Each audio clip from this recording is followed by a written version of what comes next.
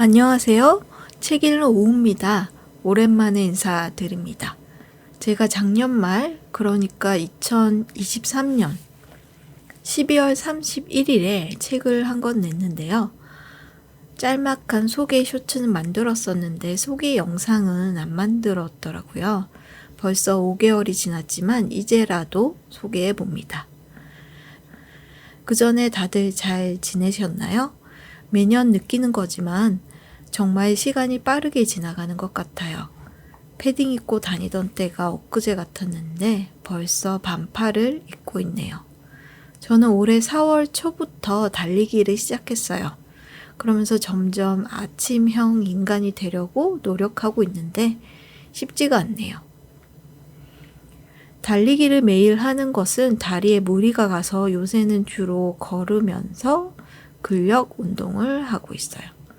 워낙 운동을 안 했던 터라 근육이 없으니 걷는 것도 힘들더라고요. 매일 집 주변 코스를 바꾸면서 새로운 것들을 발견하고 있어요. 4월 30일에는 아침에 집 근처 얕은 산에 올랐다가 한강이 내려다 보이는 뷰를 발견했어요. 바다는 아니지만 높은 데서 보는 한강뷰는 멋있더라고요. 한강뷰 아파트에 살면 이런 느낌일까 했어요. 부산에 살 때도 바다가 보이는 집에서 살면 좋을 것 같다는 생각을 종종 했었는데 지금은 욕심은 버리고 한강 가까운 곳에, 바다 가까운 곳에 사는 걸로 만족해요. 제 근황 소개는 여기까지 하고요. 책 이야기로 돌아갈게요.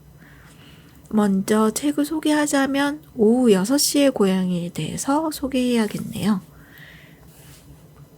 제가 책을 내는 출판사 이름은 오후 6시의 고양이에요. 직접 지은 책만 내는 1인 출판, 독립출판사예요. 제 인스타그램 이름도, 브랜드 이름도 오후 6시의 고양이지요. 오후 6시에 고양이가 된 이유는 조금 긴 썰이 있는데요. 딱히 할 일 없이 지내던 때가 있었어요. 그때 아무 일 없이 살다가 이대로 아무것도 안 하면 안 되겠다 싶어서 2019년 2월부터 같은 집에 사는 우리 집 고양이 백호를 그림으로 그리는 혼자만의 프로젝트를 시작했어요. 매일 오후 6시에 백호 사진을 찍고 색연필로 그렸어요. 왜 오후 6시였냐 하면 오후 6시는 자동 급식기에서 백호 밥이 나오는 시간이었거든요. 다른 시간대는 거의 자고 있을 때가 많아서 오후 6시는 자리에서 일어나거나 밥을 먹거나 하는 움직임이 조금 더 있는 시간이라 선택했어요. 그래서 프로젝트 이름을 KBS TV 프로그램 6시 내 고향을 본떠서 6시 내 고향으로 하려고 했는데 이미 쓰고 계시는 분이 있더라고요. 그래서 길게 풀어서 오후 6시의 고양이가 되었어요. 서정적인 느낌이 오히려 그림과 맞아 떨어지는 것 같았어요. 오랜만에 그리는 그림의 형태도 엉망이고 미완성작인 것처럼 보일 때도 많았지만 그래도 매일 계속했어요. 그렇게 몇 달을 그리고 이 프로젝트를 주제로 뭐라도 해야겠다 싶어서 글을 더해서 고양이는 어떤 계절이라는 책을 내게 되었어요. 에세이도 아닌 짧은 글과 연필로 그린 그림이 수록된 독립출판 도서예요. 사실 시라고 볼 수 있는데 왠지 시집이라고 한다면 부끄러워서 단상집이라고 소개했어요. 그런데 단상집이라는 뜻을 모르시는 분들이 많았어요. 조금 어려운 말이라고 생각해서 요새는 조금 용기를 내서 시집이라고 소개하고 있어요. 그렇게 고양이는 어떤 계절이 나오고 전국 독립서점에 입고를 하고 나니 고양이는 어떤 계절에 2권을 기다리는 분들이 생겼어요.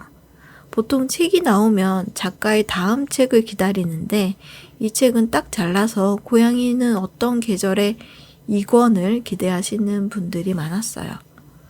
그래서 만들어야지 하다가 이번에 나오게 된 책이 고양이는 어떤 계절에 2권에 해당하는 책이에요. 제목은 고양이가 오는 계절. 제목이 비슷하죠? 원래 고양이는 어떤 계절의 원래 제목은 고양이가 없던 계절이었어요.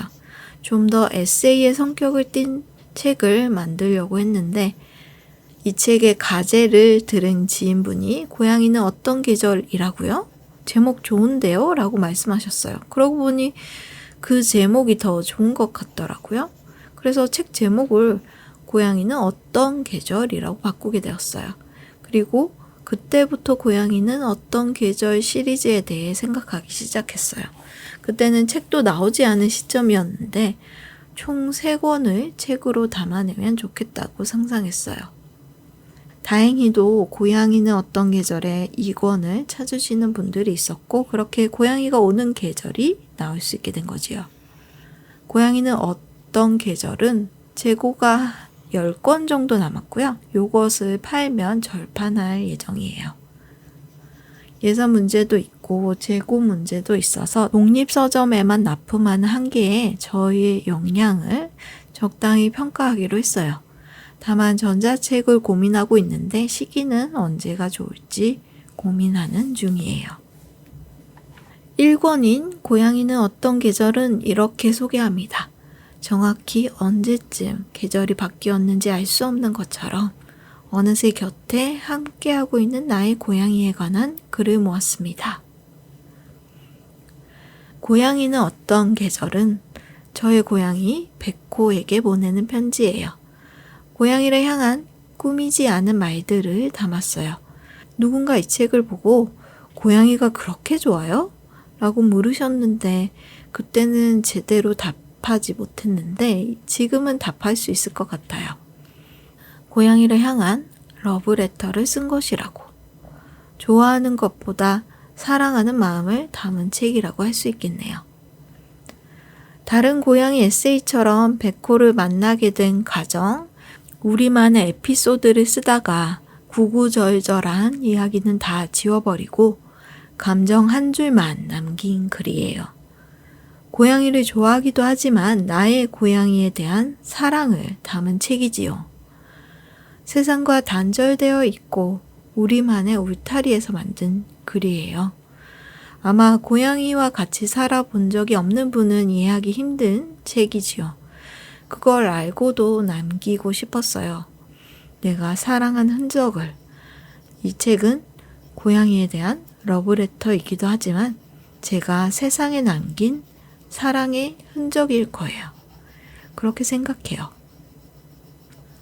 고양이가 오는 계절은 고양이는 어떤 계절에 2권으로 제 이야기와 고양이의 입장에서 쓴 이야기, 고양이와 나의 중간에서 쓴 이야기를 담았어요. 이 책은 이렇게 소개합니다.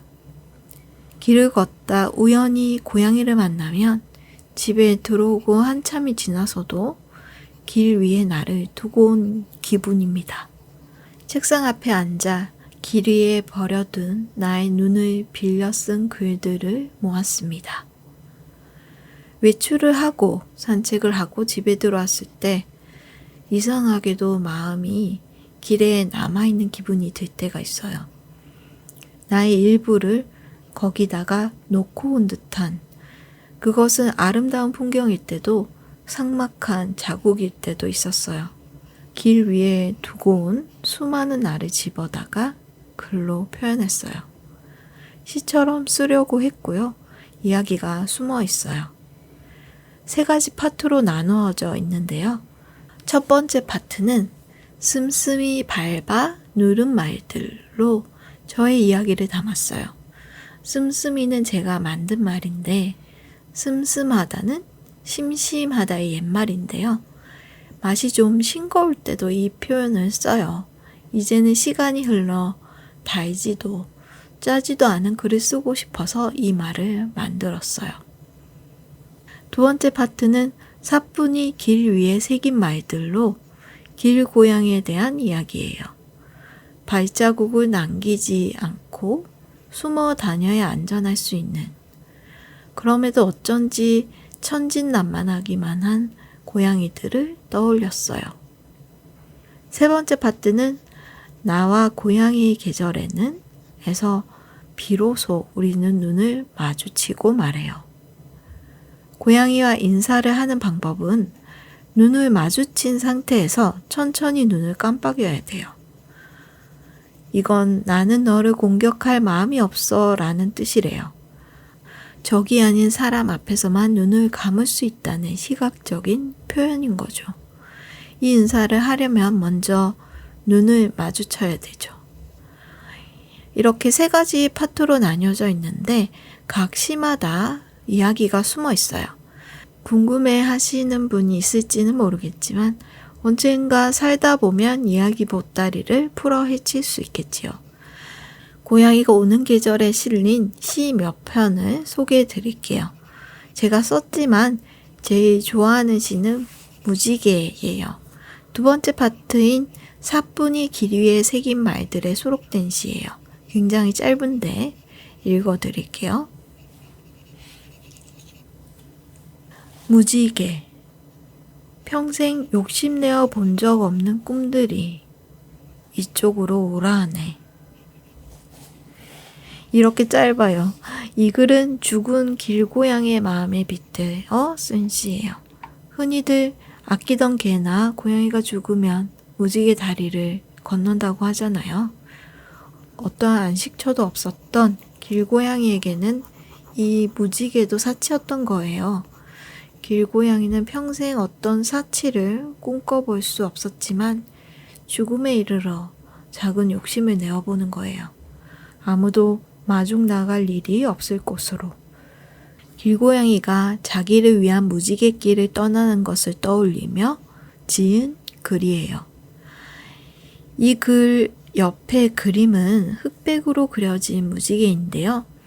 이 무지개 그림의 원본은 노란색으로만 칠했어요. 온전한 무지갯길이 아니도록 표현했어요. 이 땅에 이름 없는 모든 생명을 위한 무지갯길을 떠올리며 거창하게 마무리해 보았어요. 다른 시 하나 더 소개해 드리자면 이 시도 두 번째 파트인 사뿐히 길 위에 새긴 말들에 수록되었어요. 두 번째 파트 가장 처음에 나와 있는 시예요. 읽어 드릴게요. 서시에게 내가 사랑하는 것들은 모두 죽었거나 죽어가고 있다. 모든 죽어가는 것을 사랑하기엔 나의 작디 작은 마음. 바람이 되어볼게. 비가 되어볼게. 눈물이 되어볼게. 그러다 햇살이 되어볼게. 이렇게 끝나는 시예요. 눈치채신 분이 있으시겠지만 이 시는 윤동주 시인의 서시를 향한 답가예요. 고양이의 입장에서 쓴 답가인데요. 슬픔으로 가득 차 있는 고양이가 조금 더 용기를 가지고 말하는 내용을 담았어요. 아무래도 길고양이를 생각하면 그들을 싫어하거나 그들이 안중에도 없는 것들을 많이 생각하게 돼요. 도시의 고양이들은 그렇죠. 어쩌면 상처받거나 버림받은 사람의 마음을 투영했다고 넓은 의미로 해석을 바란다고 설득할 수도 있겠지만 모든 것은 작은 것에서 시작해야죠. 작디 작은 마음으로 쓴 글이에요. 마지막으로 하나 더 소개할게요. 이 시는 세 번째 파트인 나와 고양이의 계절에는에 수록된 시예요. 읽어드릴게요. 고양이 구멍. 마음에 작은 구멍이 생겼다. 어쩐 일인지 고양이는 이 구멍을 잘도 드나든다. 이렇게 짧은 시예요. 이 시는 고양이 계절 시리즈를 관통하고 있는 주제예요. 마음에 구멍이 숭숭 났지만 고양이들은 이 구멍에 펄쩍 들어와 살기도 하고 쏜살같이 통과하기도 하면서 잘 지내고 있어요. 그렇게 고양이와 함께하는 계절이 된 것이죠. 이렇게 긴 고양이가 오는 계절 책 소개가 끝났습니다. 이 책은 아래 더보기에 남긴 독립서점에서 구매하실 수 있습니다. 뒤늦게지만 출간 이벤트를 진행하려고 하는데요. 아래 링크에서 5월의 기쁨의 순간을 한 줄로 남겨주세요. 연락처도 함께 남겨주시면 추첨을 통해 5분께 고양이가 오는 계절 사인본을 보내드리도록 하겠습니다. 남겨주신 기쁨의 순간은 제가 잘 모아서 유튜브 혹은 인스타그램에서 함께 공유하도록 하겠습니다. 앞으로 고양이 계절 시리즈는 하나가 남았고요. 고양이가 없는 계절이라는 제목을 생각하고 있어요. 책의 제목이 이번에도 먼저 나왔는데 어떤 내용인 줄 이미 짐작하시겠죠? 이 책은 아주 나중에 쓰게 되길 바라고 있습니다. 그럼 정말 오랜만에 이만 줄입니다. 감사합니다. 내일의 그대에게 오후 드림.